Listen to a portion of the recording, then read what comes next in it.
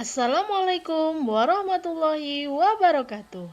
Kembali bersama saya Istingana CGP Angkatan 9 dari Kabupaten Wonosobo.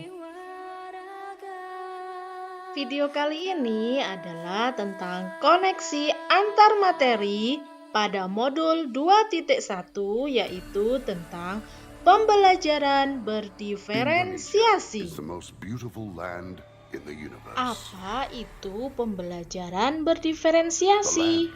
Pembelajaran berdiferensiasi adalah usaha guru dalam menyesuaikan proses pembelajaran di kelas untuk memenuhi kebutuhan belajar individu setiap murid.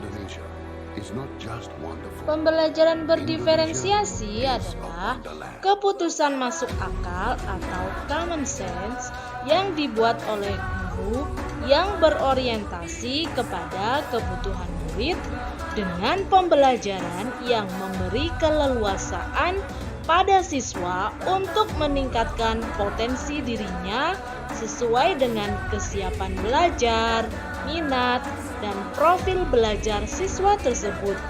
Atau dengan kata lain, pembelajaran berdiferensiasi adalah pembelajaran yang berorientasi kepada kebutuhan murid. Sebagai seorang guru, kita dapat melakukan pembelajaran berdiferensiasi dengan cara 1. Merumuskan tujuan pembelajaran secara jelas. 2. Merespon kebutuhan belajar murid dengan diferensiasi konten, produk, dan proses. 3. Menciptakan lingkungan belajar yang mengundang murid untuk belajar. 4. Memetakan kebutuhan belajar berdasarkan kesiapan belajar, minat, dan profil murid. 5. Manajemen kelas yang efektif, penilaian berkelanjutan atau ongoing assessment. Dan yang keenam, menciptakan suasana belajar yang kolaboratif dan positif. Apa saja sih strategi pembelajaran berdiferensiasi? Yang pertama, diferensiasi konten, diferensi proses, dan yang ketiga, diferensiasi produk. Diferensiasi konten adalah mendiferensiasikan materi pembelajaran kepada murid berdasarkan kebutuhan. Dilihat dari kesiapan belajar murid secara konkret menuju ke abstrak. Minat belajar murid dengan mempersiapkan topik atau materi sesuai minat siswa. Profil belajar siswa sesuai gaya belajar, audio, visual, atau kinestetik. Pada diferensiasi proses, yaitu usaha untuk membantu murid memahami materi pembelajaran dengan memberi beberapa kegiatan atau scaffolding sesuai dengan kebutuhan murid. Dan pada diferensiasi produk itu bisa berupa tagihan atau hasil yang diharapkan dari murid setelah proses pembelajaran, baik berupa hasil tes, presentasi atau diskusi, pertunjukan, pidato, diagram, dan lainnya yang mencerminkan pemahaman murid dari tujuan yang diharapkan dalam pembelajaran. Apa saja sih kebutuhan belajar murid?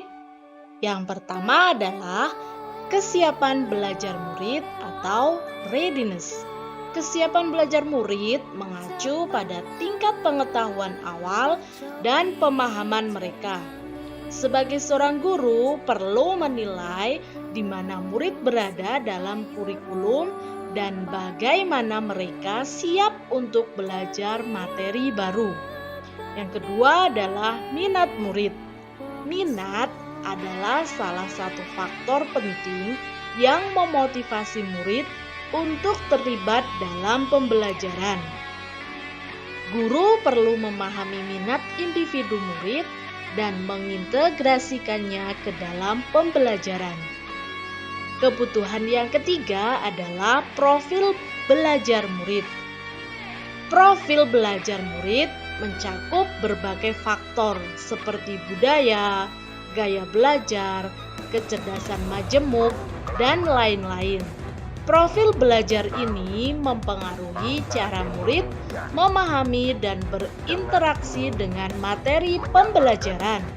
Guru perlu memahami dan menghormati perbedaan ini. Yang mengenai pemindahan kekuasaan dan lain-lain diselenggarakan dengan cara yang sama dan dalam tempo yang sesingkat-singkatnya.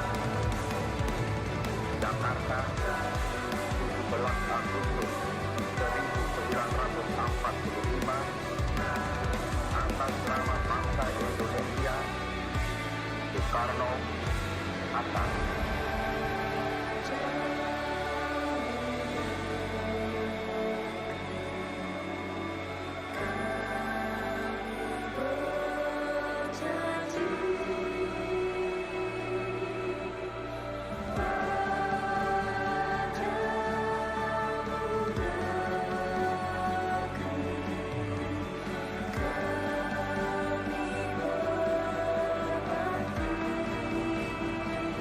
Demikian pemaparan dari saya, Istingana CGP Angkatan 9 Kabupaten Wonosobo. Wassalamualaikum warahmatullahi wabarakatuh.